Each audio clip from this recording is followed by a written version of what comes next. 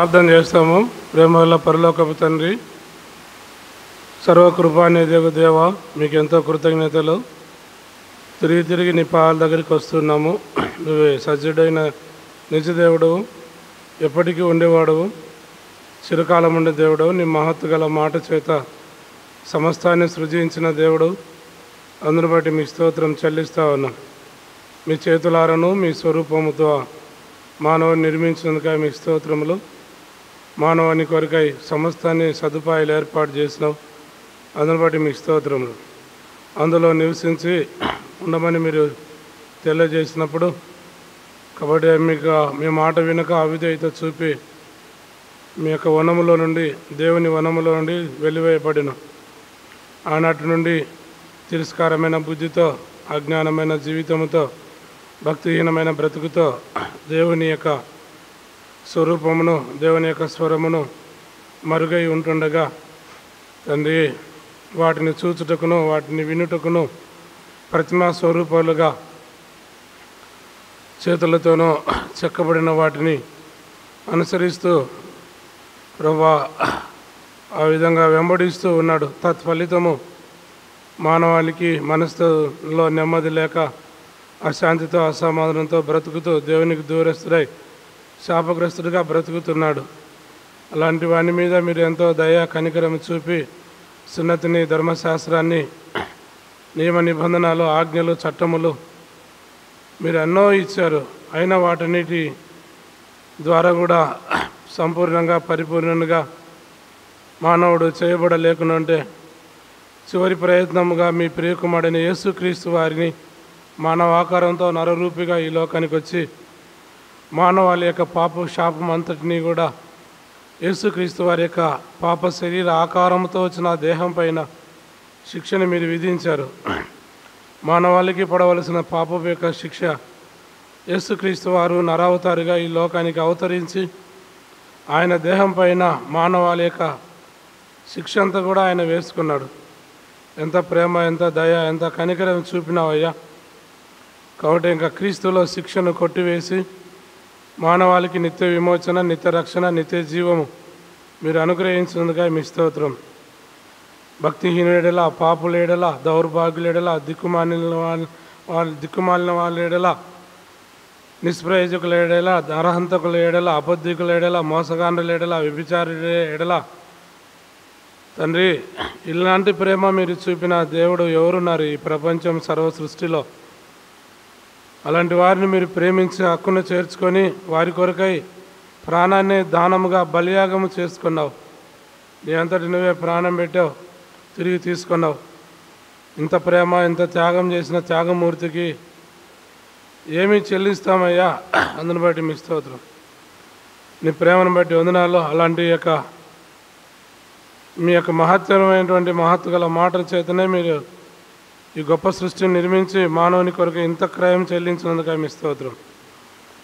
కాబట్టి ఏర్పాటు చేయబడిన గుంపులో మమ్మల్ని కూడా ఈ గుత్తి ప్రాంతంలో ఏర్పరచుకొని బేతేలు వాసులుగా మీరు ఏర్పాటు చేసి మీ స్వరక్తం చేత మా అందరి యొక్క పాపములు కడిగి పవిత్రపరిచి సమావేశమై నిన్ను ఆరాధించి ఘనపరచుటకు ఇచ్చిన భాగ్యమును బట్టి మిమ్మల్ని స్తుతిస్తూ ఆరాధిస్తూ ఉన్నాం. చేరాగలని ప్రజలు బట్టి మీ స్తోత్రంలో గత వారం అంతట్లో మీరు అన్ని కార్యక్రమాల్లో సహాయపడుతూ వచ్చారు. నీ ప్రజలు కూడా అయ్యా పనులలోనూ, ప్రయాణాల్లోనూ, రాత్రులు పగులు రాత్రులు అనక అన్ని పరిస్థితుల్లో మీరు కనుపాపాలే కాపాడుతూ వచ్చినందుక మీ స్తోత్రం. ఈ ఆగస్టు మాసంలో మరొక ప్రవదిన మీ దయగలిగి మీరు మాకు అనుగ్రహించిన ఆధిక్యత, కృప, కనికర, కటాక్షమును బట్టి, సమయాన్ని బట్టి స్తుతిస్తున్నాం. చక్కని పాటలు, వాక్యము, సహవాసం దీవెనకరంగా చేయండి. చేరి వచ్చిన బిడ్డలు బట్టి వందనాలు. ఇంకా రావాల్సిన వారిని తీసుకురండి. చిన్నలు, పెద్దలు, యవనస్తులు, మధ్య వయసు, వృద్ధులు అనేకులను మీ నామములు మీ ఏర్పాట్లో తీసుకురండి. ఈ ఉదయకాలం కాపరులు, సేవకులు, వాక్యోపదేశకులు, బోధకులు, పరిచారకులు, విశ్వాసులు ఆ స్థలానికి వెళ్ళి నిన్ను ఆరాధించగలుగుటకు సహాయం చేయండి.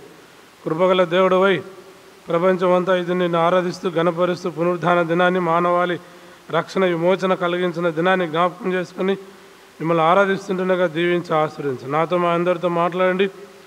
చక్కగా పాడుకునే దానికి మా పెదవులను, మా స్వరాలను, మా పెదవుల స్వరాలు తాగండి. అయ్యా మీ దయను కోరుకుంటున్న నీ మార్గంలో నడిపించు. చక్కటి వాయిద్యములు, పాటలు, వాక్యము, సహవాసం సమస్తం నీవుగా చేయండి. మీరు ఆరంభించి మీరు ముగింపు చేయండి.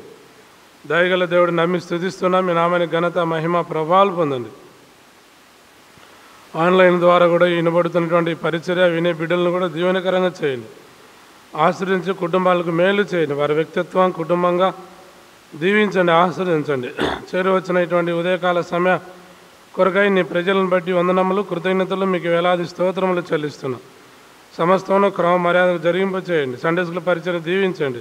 టీచర్స్ని బలపరిచి వాడుకోండి. పిల్లల్ని తీసుకురండి. కృపగల దేవుడు నమ్మి స్తుతిస్తూ సమయం దీవించి యేసుక్రీస్తు వారి శక్తిగల పరిపూర్ణమైన నామమున ప్రార్థించి స్తుతించి వేడుచున్నాము తండ్రి.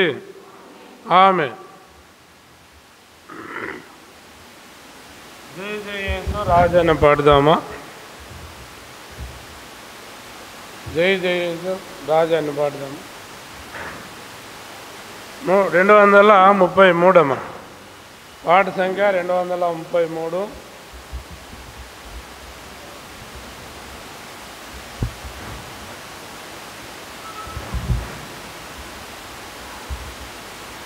ఇంకో పుస్తకంలో 231. ఇంకో పుస్తకంలో 231. జై జై యేసు రాజా జై జై రాజా జై రాజా నీకే జై జై రాజా జై రాజా నీకే జై జై పాపకు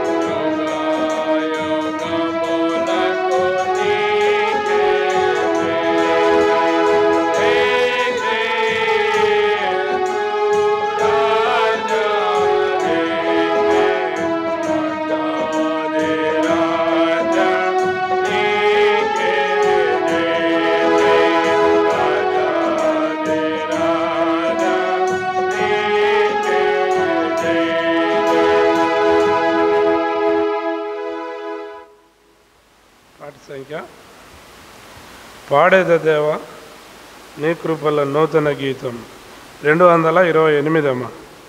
పాట సంఖ్య 228. ఇంకో పుస్తకంలో 226. ఇంకో పుస్తకంలో 226. పాడేద దేవా నీ కృపల నూతన గీతములా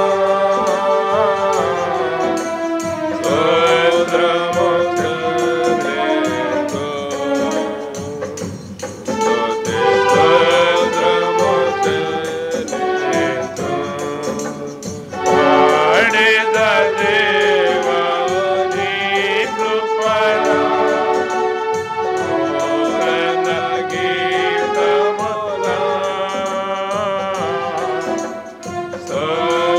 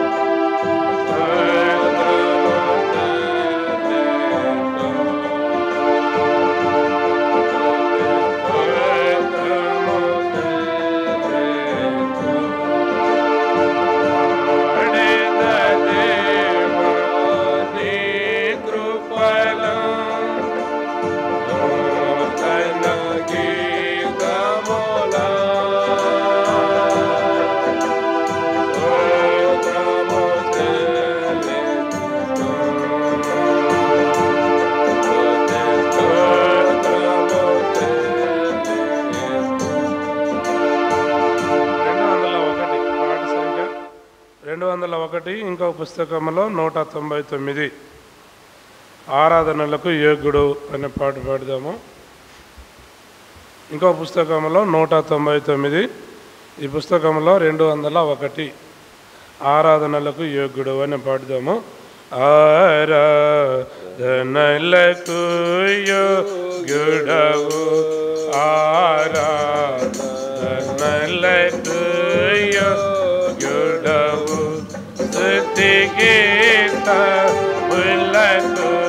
పాత్రుడవు, స్తుతి గీతములకు పాత్రుడవు, ప్రభు యేసు నిన్ను పూజింతును, ప్రభు యేసు నిన్ను పూజింతును, మనసార నిన్నే కీర్తింతును, మనసార నిన్నే కీర్తింతును. ఆరాధనలకు యోగ్యుడవు, ఆరాధనలకు యోగ్యుడవు, భరించితివి నా రోగములను, భరించితివి నా వ్యసనములను, భరించితివి నా రోగములను, భరించితివి నా వ్యసనములను, అరిగితివి నాకై కల్వరికి, అరిగితివి నాకై కల్వరికి, పరిహారితివి పాప శిక్షను, పరిహారితివి పాప శిక్షను.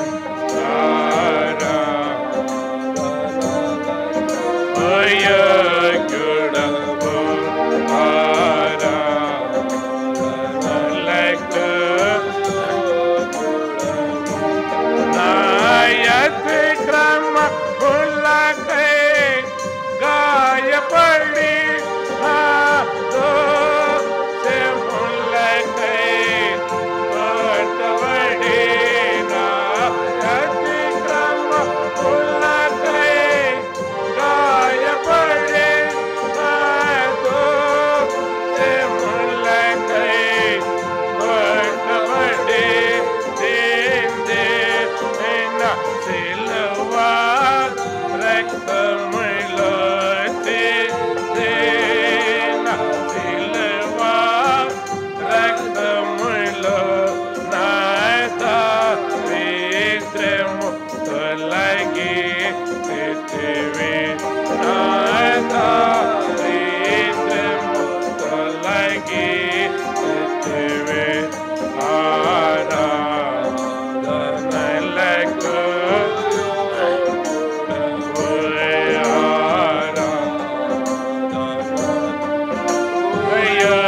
యోగ్యుడవు, నశించినను వెదకితివి, నశించినను లేపితివి, నశించినను వెదకితివి, నశించినను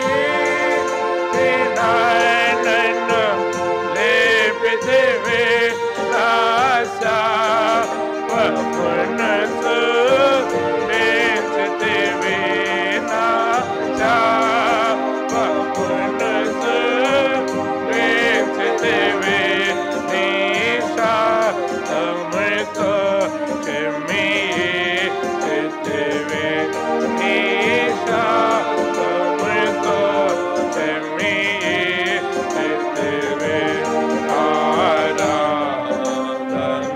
ఆరాధనలకు యోగ్యుడవు,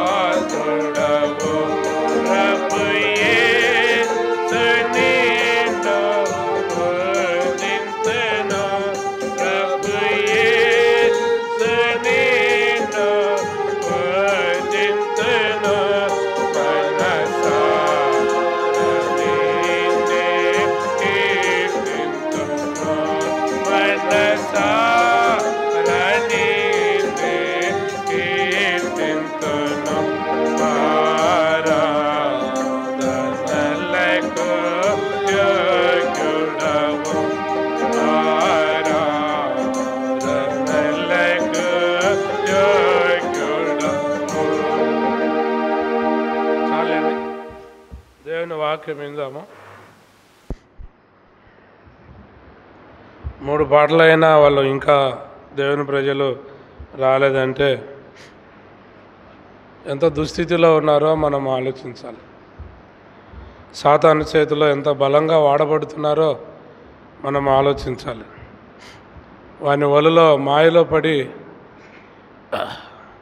చిక్కుబడి ఉన్నారు. లోక సంబంధమైన వాటికైతే ఎంతో పరిగెత్తుతారు. ఉచితంగానే బిల్డింగ్లు ఇచ్చుచున్నారు, ఉచితంగానే ఫ్లాట్లు ఇచ్చుచున్నారు, ఉచితంగానే లోన్లు ఇచ్చుచున్నారు, ఉచితంగానే ఫ్రీ బస్సు అంటే ఉచితంగానే ఫ్రీ బస్సు, ఉచితంగానే గ్యాసు, ఉచితంగానే ఇంకా ఏంటంటే ఉన్నాయి కదా. అవంటే ఆదివారమైనా ఎగురుగొట్టి వెళ్ళిపోతారు. ఈరోజు ఉచితంగా ఇచ్చుతున్నారు అనుకో, ఇంకా ఆదివారం లెక్క చేయరు, అది ప్రభుదినం అని లెక్క చేయరు. ఎంత దుస్థితిలో ఉన్నారో వీళ్ళు. ప్రభు రాకడకు సిద్ధపడతారా, ఎత్తపడతారా అని,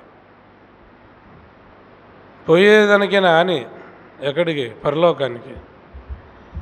దేవుని బిడ్డలారా, అన్ని మీటింగ్లకు వచ్చేవాడు సిద్ధంగా ఉంటాడు, గుర్తుపెట్టుకోండి.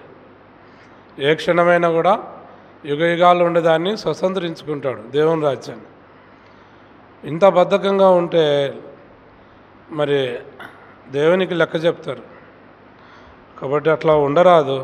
వాళ్ళ జీవితాలు ఎప్పుడు మారుతాయో, సంఘం ఎప్పుడు బాగుపడుతుందో, కుటుంబంలో ఎప్పుడు బాగుపడతాయో దేవునికి ఎరక. సరే, ఉదయకాలం ఆరాధన కొరకు క్లుప్తంగా కొంత వాక్యాన్ని ధ్యానించుకుందాము. తిమోతికి రాసిన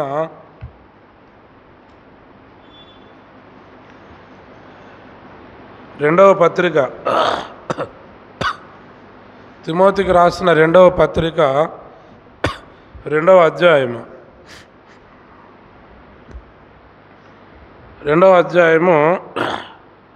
22వ వచనము చదువుదాం. తిమోతికి రాసిన 2వ పత్రిక 2వ అధ్యాయము 22వ వచనము అందరం చదువుదాము. నాతో పాటు చదవండి. నీవు యవనేచ్ఛల నుండి పారిపోము, పవిత్ర హృదయులై ప్రభువునకు ప్రార్థన చేయవారితో కూడా నీతిని, విశ్వాసమును, ప్రేమను, సమాధానమును వెంటాడు. ప్రార్థన చేస్తాము. మోకరించండి, కళ్ళు మూసుకోండి. కృపగల మహారాజా, నీకు స్తోత్రములు. దీవించుము, ఆశీర్వదించు. వచ్చిరాని రాగములతో పాడగలిగితిమి. పొరపాటు ఉంటే క్షమించి మన్నించండి. తిరిగి చక్కగా నేర్చుకునే దానికి, అభ్యాసం చేసుకునే దానికి నాకు మాకు సహాయం చేయము. చేరవచ్చిన బిడ్డలు బట్టి వందనాలు. ఇంకెంతోమంది రాలేదు. వాళ్ళు సాతాను చేత ఈడబడుతున్నారనే ఆత్మగ్రహింపు వాళ్ళకి ఇవ్వండి. ఒకవేళ ఆరోగ్యం బాగలేక శరీరము, దేహము వాళ్ళకు సహకరించకపోతే అట్టి వారిని కూడా చేయూతనిచ్చి బాగు చేసి తీసుకురండి. అన్నీ బాగుండి బద్ధకంగా బతికే వాళ్ళకి నెమ్మది లేకుండా చేయండి. నీ ఏర్పాట్లు ఉన్నారని మీరు రక్షించుకున్నారు. అయితే దినాలు గడిచే కొద్దీ, వాళ్ళ యొక్క జీవితంలో దినాలు గడిచే కొద్దీ, వారములు గడిచే కొద్దీ, మాసాలు గడిచే కొద్దీ, సంవత్సరాలు గడిచే కొద్దీ ఆత్మీయంగా బద్ధకంగా బ్రతుకుతున్నారు. అలాంటి బతుకు నిష్ప్రయోజనమైన బతుకు అది. ఈ జీవితకాలం మటుకే క్రీస్తునందు నిరీక్షించు వారమైన ఎడల మనుషులందరికంటే దౌర్భాగ్యులమే ఇందుమని ఒక లేఖనం రాసి ఉంది. కాబట్టి ఈ జీవితకాలం మటుకే కాకుండా రాబోయే జీవితకాలం మటుకు కూడా క్రీస్తునందు నిరీక్షణ కలిగి నిత్యజీవాన్ని సమృద్ధిగా స్వతంత్రించుకునే అనుభూతిని భూమి మీద ఉండగానే వాళ్ళు మేము పొందగలుగుటకు సహాయం చేయండి. చదవబడిన లేఖన భాగం మాకు దీవించమని, అపాతుని నన్ను మన్నించి నీ శిలువ చాటును మరుగు చేసి ఎట్లు ఆరాధించాలో మాకు సహాయం చేయమని యేసుక్రీస్తు వారి ఘనమైన నామమున ప్రార్థించి ఏడుచున్నాము తండ్రి. ఆమేన్.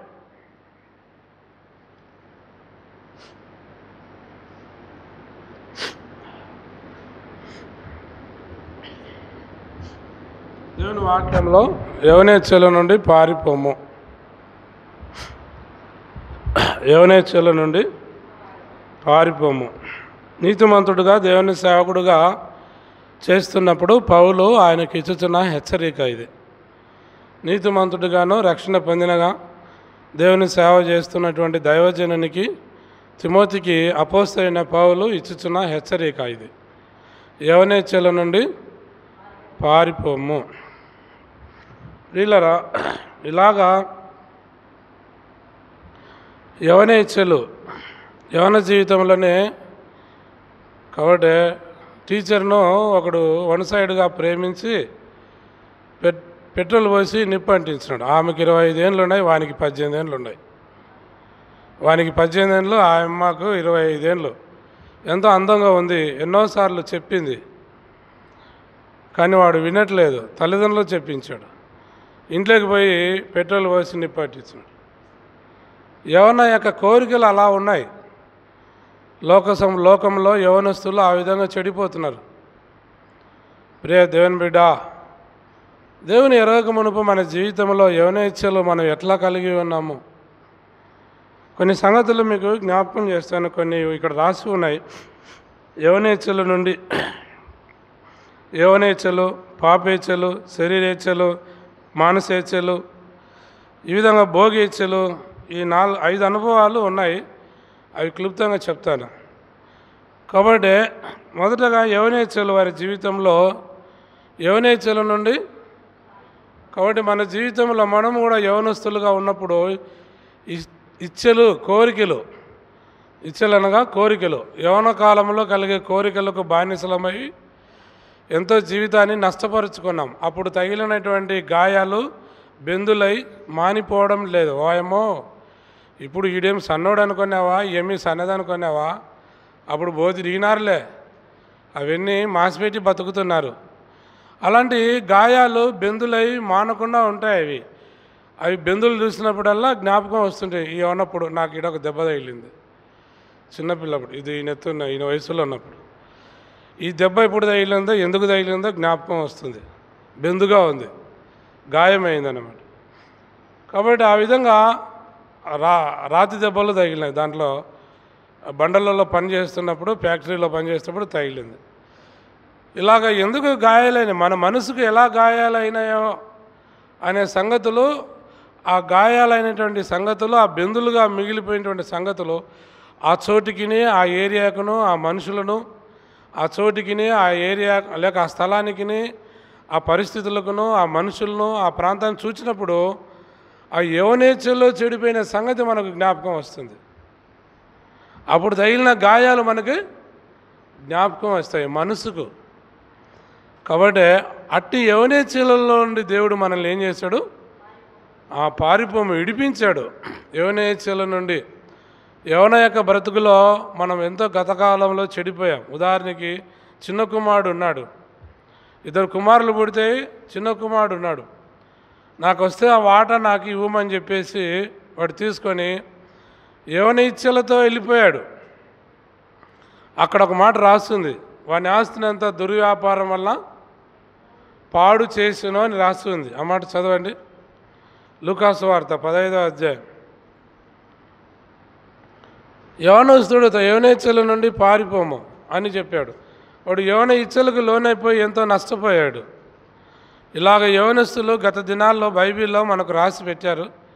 వాళ్ళు కొంతమంది పారిపోయారు, మూర్ఖంగా ప్రవర్తించినట్లుగా మనం చూస్తాం. లూకాసు వార్త ఇన్ని ఏళ్ళ నుండి వింటున్న యావళ్ళకు రాసింది. కొన్ని దినములైన తర్వాత ఆ చిన్న కుమారుడు సమస్తాన్ని కూర్చుకొని దూరదేశమునకు ప్రయాణమైపోయి తన ఆస్తిని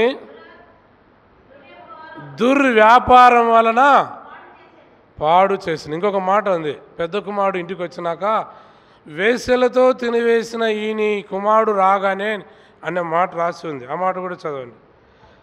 అయితే నీ ఆస్తిని వేశ్యలతో తినివేసిన ఈని కుమారుడు, చాలు అంతే, ఆటి వరకే. ఆస్తిని దుర్వ్యాపారం చేశాడు, ఆస్తిని ఏం చేశాడు? వేశ్యలకు పంచిపెట్టాడు. వానికి భార్య పిల్లలు ఉంటే గుర్తుకు రారా, ఎట్లా చేసుకోవాలా నేను ఈ సంసారము అని? వానికి భార్య పిల్లలు ఉంటే గుర్తుకు రారా? యవనేచ్ఛలు ఆ విధంగా నేర్పు. ఎన్నో రోజులు ఎందుకురా నీకు ఇప్పుడే వాటాతో అని ఎంతో ప్రాధేయపడి ఉంటాడు వాళ్ళ తండ్రి, అయినా వాడు వినలేదు. కనుకనే యవనేచ్ఛలతో తన ఆస్తిని ఏం చేశాడు? వ్యాపారం, మంచి వ్యాపారం కూడా కాదు. ఏ వ్యాపారము? దుర్వ్యాపారం. రెండవది, ఆస్తిని వేశ్యలకు పంచిపెట్టాడు. యవనేచ్ఛలకు లోనైపోయి పాడైపోయినాడు.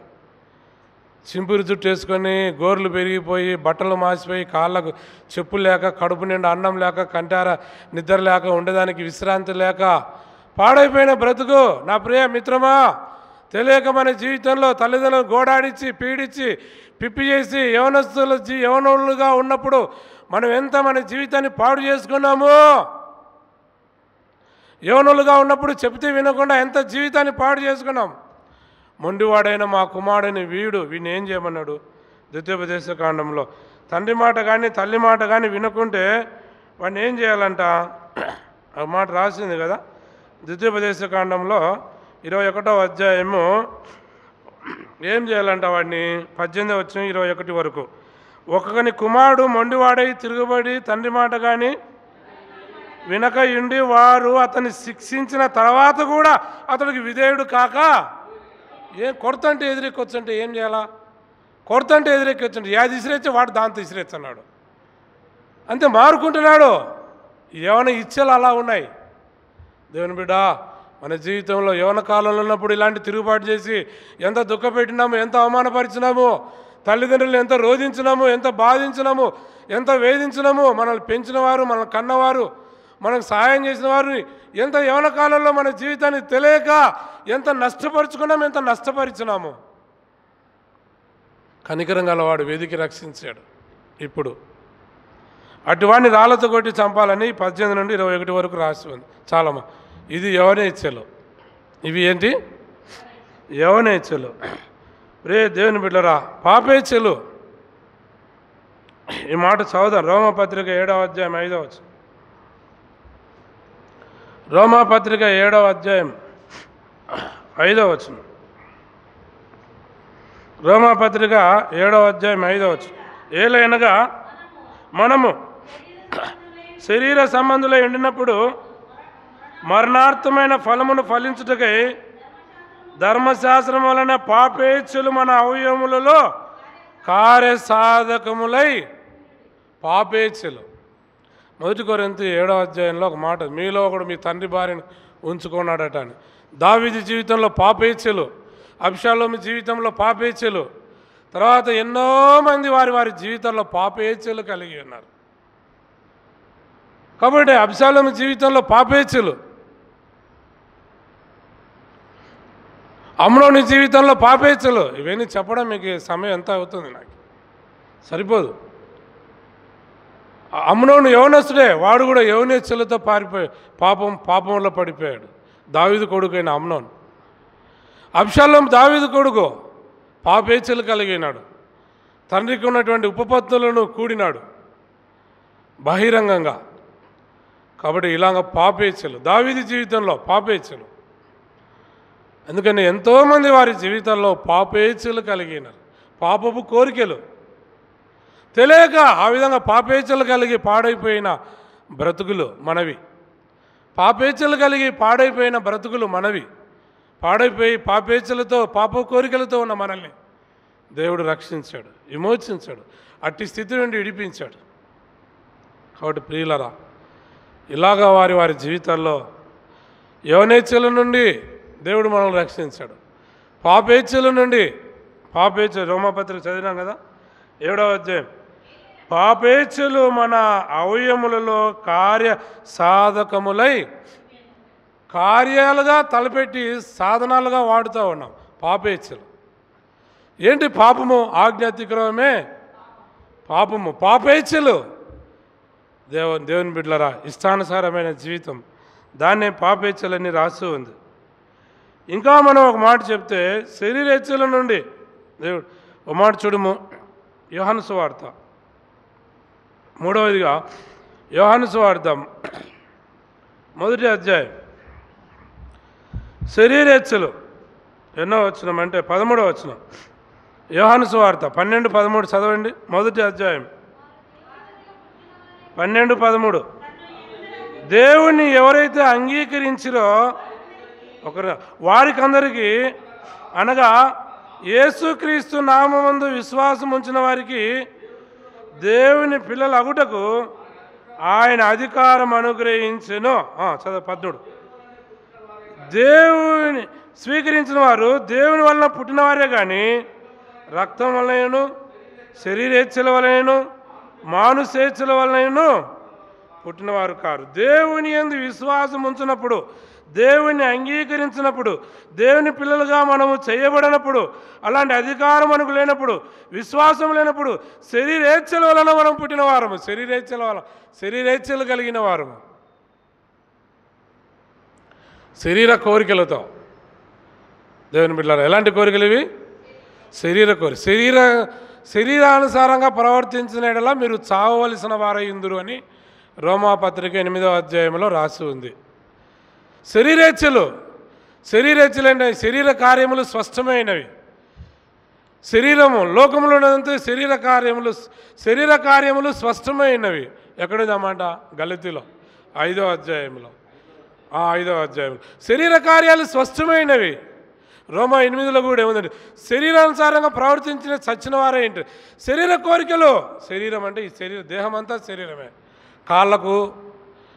కాళ్ళ వేర్లకు శరీర కోరికలు ఏంటి?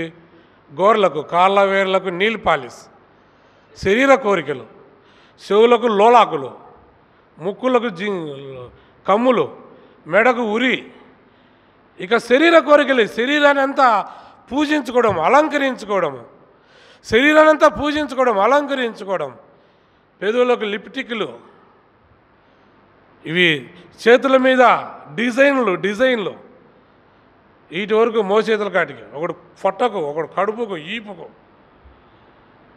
శరీర కోరికలు ఇవేనే. శరీర ఇచ్చల ప్రకారము ప్రభుని ఎరగకమునుపు మన బ్రతుకు ఆ విధంగా ఉండింది. దేవుని బిడ్డలారా, శరీర కోరికలు. అందుకనికే దేవుని యందు విశ్వాసం ఉంచక మునుపు శరీరేచ్ఛలు కలిగిన వారము. ఇప్పుడు లేవులేండి, అన్నీ చంపుకొని బ్రతుకుతున్నాం, చంపుకొని అన్నీ తీసివేసుకున్నాం శరీర కోరికలు. అందుకనే దేవుని బిడ్డలారా, గలతీలో రాసిన మాట ఏంటంటే శరీర కార్యాలు స్పష్టమై ఉన్నవి. అవేవనగా జారత్వమును 5:19 శరీర కార్యములు స్పష్టమైనవి. అవేవనగా జారత్వము శరీర కార్యమే, అపవిత్రత అనేది శరీర కార్యమే, కామకత్వం అనేది దేహానికి శరీర కార్యమే, ఇది శరీర కార్యమే, అభిచారం శరీర కార్యమే, ద్వేషములు శరీర కార్యాలే, కలహాలు శరీర కార్యాలే, మత్సరాలు శరీర కార్యాలే, క్రోధము శరీర కార్యాలే, కక్షలు, భేదములు, విమతములు, అసూయలు, మత్తాతలు, అల్లరితో కూడిన ఇవన్నీ శరీర కార్యాలు. శరీరేచ్ఛలు మనం కలిగి నశించి నరకానికి పోతూ ఉంటుంది. దేవుని బిడ్డలారా, యవనేచ్ఛలు యవన కాలంలో తెలియక, యవన కాలంలో ఎటు మాట్లాడో తెలియదు, ఎవరికి లోపడాలో తెలియదు, ఎట్లా ధిక్కరిస్తున్నామో తెలియదు, తల్లిదండ్రులను, పెద్దలను, గురువులను, దైవము. యవనేచ్ఛలు యవన కాలంలో ఇష్టానుసారంగా యవన కోరికలు నెరవేర్చుకొని నష్టపోయిన వారము. అలాంటి నష్టస్థితిలో ఉండి దేవుడు మనల్ని రక్షించాడు. యవన కాలంలో నన్ను అయితే రక్షించాడు. నా 17వ ఏటనే నేను 18వ ఏటనే తీర్మానం చేసుకున్నాను, 17వ ఏటనే క్రీస్తుని అంగీకరించి 19వ ఏట బాప్తిజం తీసుకున్నాను. నా 19వ ఏటనే. ప్రియ దేవుని బిడ్డ, ఆ ప్రభువే గినక రక్షించకపోయి ఉంటే ఎట్లా పోతున్నావు, ఏడ నాశనం అయిపోతున్నావు, ఇన్నాళ్ళు బతుకుతున్నా లేదు. కాబట్టి 19వ ఏట దేవుడు రక్షించాడు, పూర్తిగా బాప్తిజం ఇచ్చి అప్పటి నుండి దేవుని యొక్క వాక్యం ప్రకటించడం ప్రారంభించాడు, దైవజనుడు అప్పగించాడు. కాబట్టి ప్రియులరా, ఈ విధంగా శరీరేచ్ఛల నుండి దేవుడు మనల్ని కాపాడుతూ వచ్చాడు, పాపేచ్ఛల నుండి దేవుడు మనల్ని కాపాడి రక్షిస్తూ వచ్చాడు. తర్వాత యవనేచ్ఛల నుండి దేవుడు మనల్ని కాపాడుతూ వచ్చాడు. ఇంకొకటి మానసేచ్ఛలు, అదే చదివాం యోహాను సువార్త 1వ అధ్యాయం 17వ వచనంలో. ఏదమ్మా?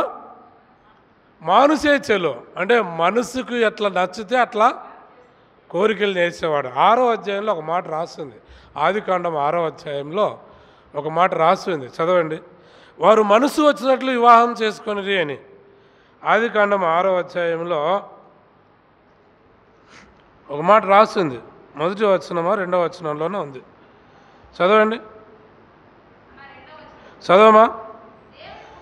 దేవుని కుమారులు నరుల కుమారులు తెలుగు చక్కని వారిని చూచి వారందరిలో తమకు మనసు వచ్చిన స్త్రీలను దేవుని కుమారులేంది నరుల కుమార్తెలు చేసుకోవడమేంది. దేవుని కుమారులు సేతు కుమారులు, నరుల కుమారులు కయ్యను కుమార్తెలు. నరుల కుమార్తెలు అంటే కయ్యను కుమార్తెలు, దేవుని కుమారులు అంటే సేతు కుమారులు. సేతు అంటే హేబేలుకు ప్రతిగా పుట్టినవాడు, ఆదాముకు పుట్టినాడు కదా. హేబేలుకు ప్రతిగా హేబేలు చంపాడు అన్న కయ్యను. తర్వాత ఆ కుమారుడు రెండోసారి పుట్టాడు, సేతు పుట్టాడు. కాబట్టి అందుకని ఈ యొక్క వచనము 4వ అధ్యాయం 25వ వచనంలో రాసి ఉంది. 4వ అధ్యాయం 25వ వచనంలో రాసి ఉంది. కూడినప్పుడు ఆమె కుమారుని కని కయ్యను చంపిన హేబేలుకు ప్రతిగా దేవుడు నాకు మరొక సంతానం నియమించను అనుకొని అతనికి సేతు అను పేరు పెట్టిన. ఇతని సేతుకు పుట్టిన కుమారులే ప్రపంచమంతా. కయ్యను వంశీయులు వాళ్ళు వేరు. కాబట్టి కయ్యను వంశీయుల గురించి ఇక్కడ 4వ అధ్యాయంలో రాసి ఉంది. 16వ వచనం నుండి 24 వరకు రాసి ఉంది. కయ్యను వంశీయులు వాళ్ళు నరుల కుమారులు.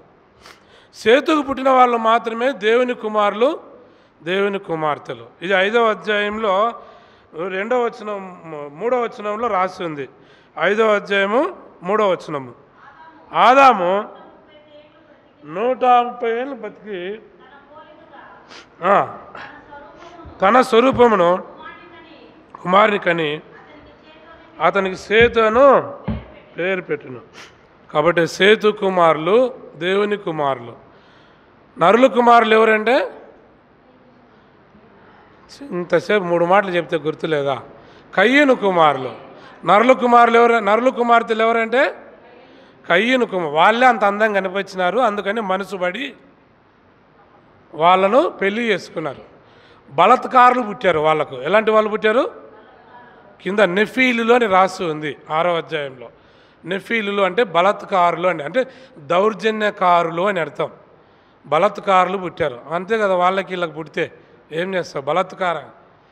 దేవుని బిడ్డలారా, ఇవి మానుసేచ్ఛల వలన పుట్టిన పిల్లలు. వాళ్ళు మానుసేచ్ఛల వలన మనసును పాడు చేసుకున్న వారి వలన పుట్టారు. దానికి సంబంధించిన సాంసోను చరిత్ర కూడా ఒక మాట అదే రాసి ఉంది. సున్నతి లేని వారి దగ్గరికి పోయి ఆ పిల్లలను చూసి నాకు అమ్మాయి నచ్చింది, ఆమె నాకు కావాలని మనసు ఆమె మీద వేసుకున్నాడు. మనసును పారవేసుకున్నటువంటి మానుసేచ్ఛల వలన కోరికలు, మానుసేచ్ఛలు ఇవి ఏంటి? మనసును పాడు చేసుకున్న మానుసేచ్ఛల వలన కలిగిన జీవితం. అదే న్యాయాధిపతులు రాసి ఉంది కదా, 16వ అధ్యాయం 2వ వచనమో 1వ వచనమో, ఎన్నో అధ్యాయమా? 16వ ఆ మాట రాసి ఉంది కదా న్యాయాధిపతులు. కాబట్టి తన మనసును ఆ విధంగా పాడు చేసుకున్నాడు. ఎన్నో అధ్యాయం న్యాయాధిపతుల గ్రంథం చదవండి. తల్లిదండ్రులు ఎంతో బ్రతిమలాడారు. ఎన్నో అధ్యాయం అంటే క్షమించండి 14వ అధ్యాయం 1వ వచనం 2వ వచనం. సంసోను తిమ్నాతుకు వెళ్ళి తిమ్నాతులో ఫిలిస్తీన్ల కుమార్తెను ఒకతిని చూచెను. అతడు తిరిగి వచ్చి తిమ్నాతులో ఫిలిస్తీన్ల కుమార్తెల్లో ఒకతిని చూచాను, మీరు ఆమె నాకు ఇచ్చి పెళ్లి చేయవాలని తన తల్లిదండ్రులతో. వారు తల్లిదండ్రులు అన్నారు, ఒరే నీ స్వజనులలో కుమార్తెలలో కానీ నా జనులలో కానీ స్త్రీ లేదనుకొని సున్నతి పొందని ఫిలిస్తీన్లలో నుండి కన్యకను తెచ్చుకొనుటకు వెళ్ళుచున్నావా అని అతన్ని అడిగిరి. అందుకు సాంసోను, ఆమె నాకు ఇష్టమైనది కనుక ఆమె నా కొరకు తెప్పించమని మనసును పాడు వేసుకున్నాడు. ఆ అమ్మాయి ఎవరైనా సరే, వాళ్ళకి రక్షణ ఉన్నా పర్వాలే, రక్షణ లేకున్నా పర్వాలేదు, విగ్రహారాధకులైనా పర్వాలేదు, వ్యభిచారి అయినా పర్వాలేదు, భ్రష్టురాలైనా పర్వాలేదు, దౌర్భాగ్యురాలైనా పర్వాలేదు, పాపిష్టాలైనా పర్వాలేదు, కొండగత్తి అయినా పర్వాలేదు, కొంపలు కూల్చేదైనా పర్వాలేదు, భర్తలను చంపేదైనా పర్వాలేదు, వ్యభిచారి అయినా పర్వాలేదు, వేస్ట్ అయినా పర్వాలేదు, నీకు నచ్చితే నీ కళ్ళు చెడ్డ కళ్ళు అందుకే పీకి పారేశారు. నీ కళ్ళు చెడ్డ కళ్ళు అందుకే పీకి పారేశారు వాళ్ళు పట్టుకొని. ఇది మనసు పాడేసుకున్నాడు. మనసు వల్ల మానుసేచ్ఛల కోరికలు కలిగిన మన బ్రతుకులవి. యవనేచ్ఛల బతుకుతావంటే దేవుడు తప్పించి ఇడిపించి రక్షించాడు. పాపేచ్ఛలు కలిగిన మన బ్రతుకులో నుండి దేవుడు విడిపించి రక్షించాడు.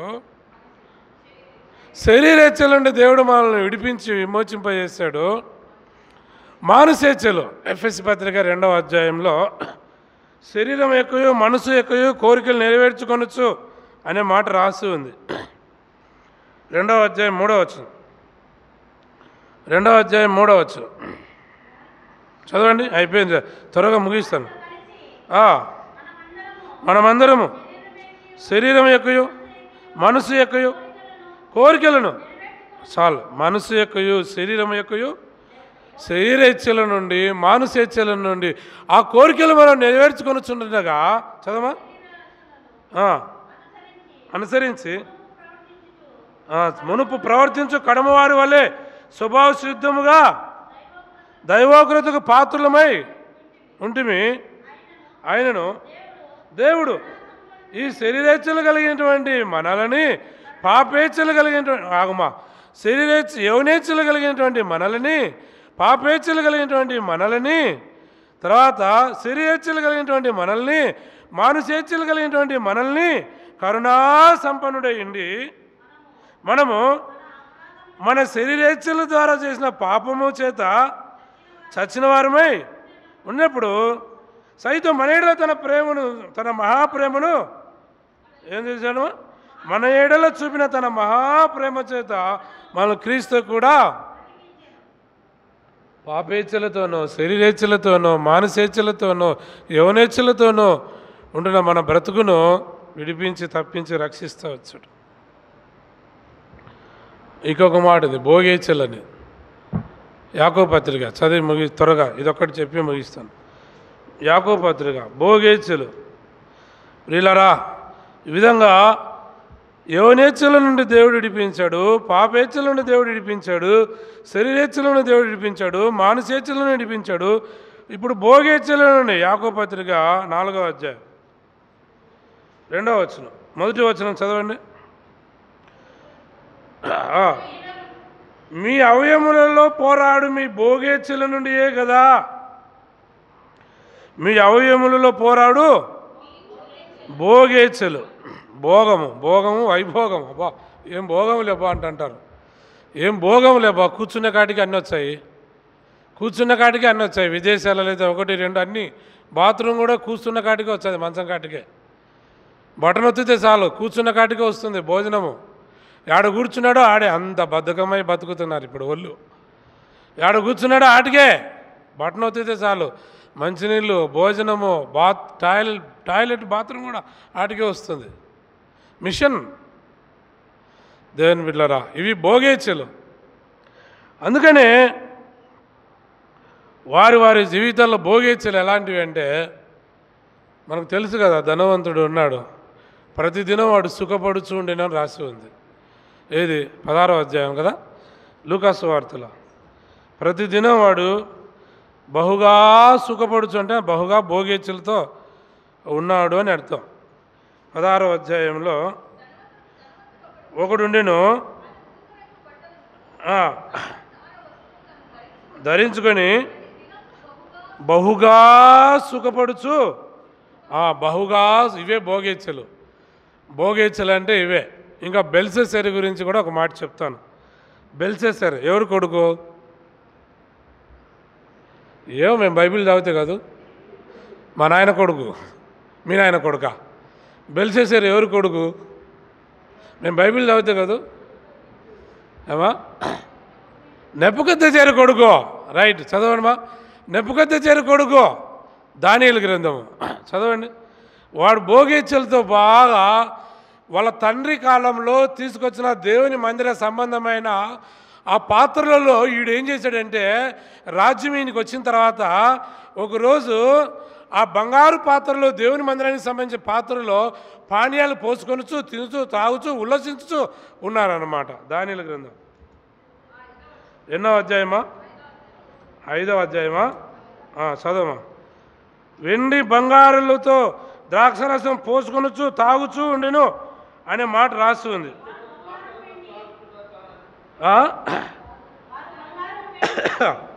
2వ వచనం చదవమా. 2వ వచనం చదువు. బెల్షస్సరు ద్రాక్షరసం త్రాగుతుండగా రాజును ఉపపత్నులను వాటిలో ద్రాక్షరసం పోసి త్రాగునట్లు నెబుకద్నెజరు యెరూషలేములో నుండి ఆలయంలోని తెచ్చిన వెండి బంగారు పాత్రలను తెమ్మని ఆజ్ఞ ఇచ్చెను. అందుకు వారు యెరూషలేములో దేవుని నివాసముగు ఆలయంలో నుండి తీసుకున్న సువర్ణోపకరణములను తెచ్చి ఉంచగా రాజును అతని రాణులను ఉపపత్నులను ద్రాక్షరసం పోసి తాగిరి. అంతేకాదు వెండి బంగారాలతో ఇనుము కర్ర రాయి అను వాటితో చేయబడిన దేవతలను విగ్రహములను స్తుతించుచూ ఉన్నారు. ఇది భోగేచ్ఛలు. దేవుని ఆలయం, దేవుని మీద అతిశయించడం ఇదే. దేవుని ఆలయం మీద, ఆలయ సంబంధమైన ఉపకరణముల మీద అతిశయించి దేవుని మీద అతిశయించడం భోగేచ్ఛలు. భోగం ఉంటే ఏమిరా అట్ట, ఏదో సామెత ఉంది కదా, ఏంద్రా అట్ట చేస్తున్నావు అంటే ఏదో అంటారు, ఇంకా అవి నేను అనకూడదు. కాబట్టి ప్రియులరా, ఉంటే అంత భోగం జరుపుతారనమాట.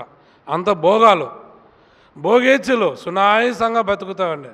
బ్రతుకు ఇట్లంటే గ్లాసు కూడా అందుకోలేవా? ఎట్లా అన్నా వరుగుతుంది నీకు? ఇడండే పుస్తకం కూడా అందుకోలేవా? నోరు ఉందని చెప్పేసి ప్రతిదీ చెప్పడమేనా? భోగేచ్ఛలు. శరీరము వంచకుండా, శరీరాన్ని కష్టపెట్టకుండా, శరీరాన్ని ప్రయాస పెట్టకుండా, శరీరాన్ని నలపడబెట్టకుండా ఇక సునాయాసంగా, ఇంకా రాక ఏమొచ్చాయి జబ్బులు రాక సునాయాసంగా ఉంటే భోగేచ్ఛలు. బెల్షస్సర్ భోగేచ్ఛలతో ఉన్నాడు. అందుకనే దీపం దగ్గర మేనే టెకేల్ ఉపార్సిన్ మానవుని యొక్క హస్తం ఒకటి తెచ్చి గోడ మీద రాసింది.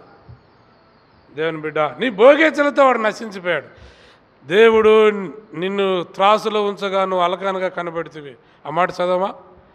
నిన్ను త్రాసులో ఉంచగా నువ్వు అలగా కనబడుతుంది. నీ రాజ్యం నీ ఎద్దు నుండి తీసివేయబడును. అమ్మ చదవండి, ఆ మాట చదవండి.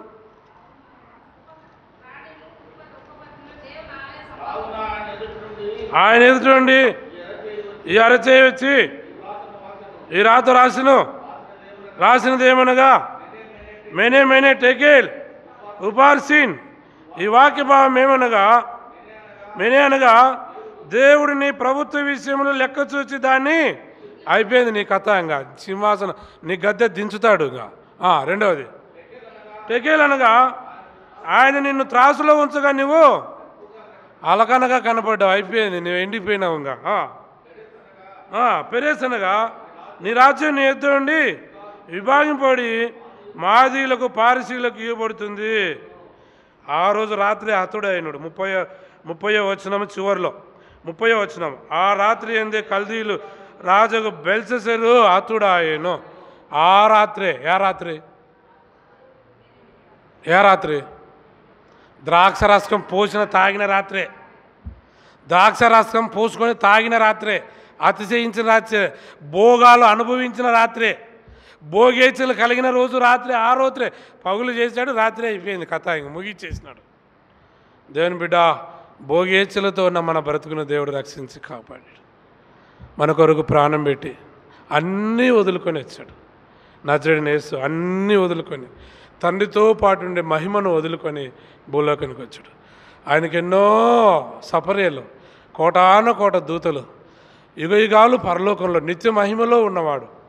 అలాంటి దేవాదేవుడు సమస్తాన్ని వదుకొని ఈ పాపేచ్ఛలతోనో, యవనేచ్ఛలతోనో, శరీరేచ్ఛలతోనో, మానసేచ్ఛలతోనో, భోగేచ్ఛలతోనటువంటి మానవుని ఈ పాప స్థితిలోనే విడిపించడం కొరకు యేసుక్రీస్తు ప్రభువారు సర్వస్వాన్ని వదులుకొని, సంపన్నతను వదులుకొని, దేవుని మహిమను వదులుకొని, పరిశుద్ధులని నిత్యం పౌడబడుచు, ఆరాధింపబడుచు, గణపరచబడుచు, కోటి సూర్య తేజో ప్రభావం గల అలాంటి మహిమ వైభోగాన్ని వదిలిపెట్టి పరలోకం నుండి భూమికి దిగి వచ్చి ఇలాంటి పాపిస్తూ వాని కొరకు ప్రాణం పెట్టి ఈడవబడి పొడవబడి కొట్టబడి అవమానపరిచి గుద్దబడి హింస చేయబడి బాధించబడి సొగుసు స్వరూపాన్ని సమస్తాన్ని సర్వాన్ని కోల్పోయి ప్రాణాన్ని పెట్టేసి సమాధి చేయబడి తిరిగి లేచాడు.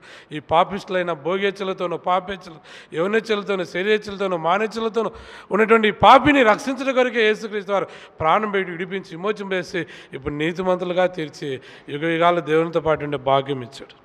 అటు దేవునికి ఏమి చెల్లిస్తాం? హృదయమారా దేవుని ఆరాధించటకు ప్రభు సహాయం చేయను కాక. లేచి నిలుచుండి చరణం పాడుదాం.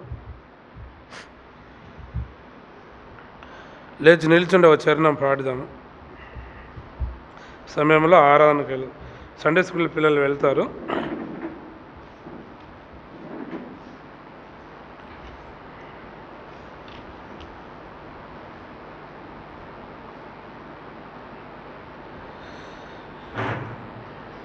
ప్రేమ నమ్మకము గల పరలోకపు తండ్రి 159, 157.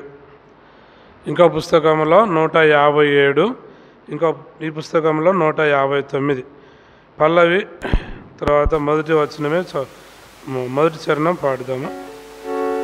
పిల్లలు వెళ్ళండి. మొదటి చరణం పాడేటప్పుడు ప్రేమ నమ్మకము గల పరలోక తండ్రి తన కుమారుని పంపెను, రక్తము చిందించి మా పాపము కడుగా సిలువపై అర్పించెను, సిలువపై అర్పించెను.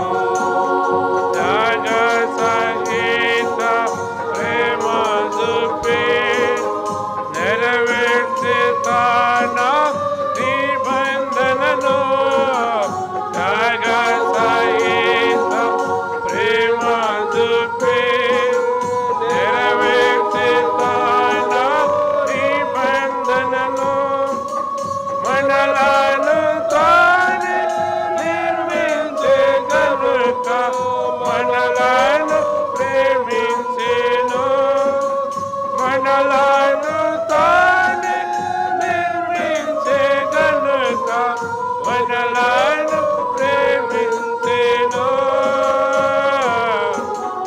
మనలను ప్రేమించెను. ప్రేమ నమ్మకము గల పరలోక తండ్రి తన కుమారుని పంపెను, రక్తము చిందించి పాపము కడుగా సిలువపై అర్పించెను, సిలువపై అర్పించెను. చాలండి, దయచేసి కూర్చోనండి, మోకరించండి. ఒకరి తర్వాత ఒకరు ప్రభుని ఆరాధించండి. ఆప్ చేయి. మైక్ ఇవా.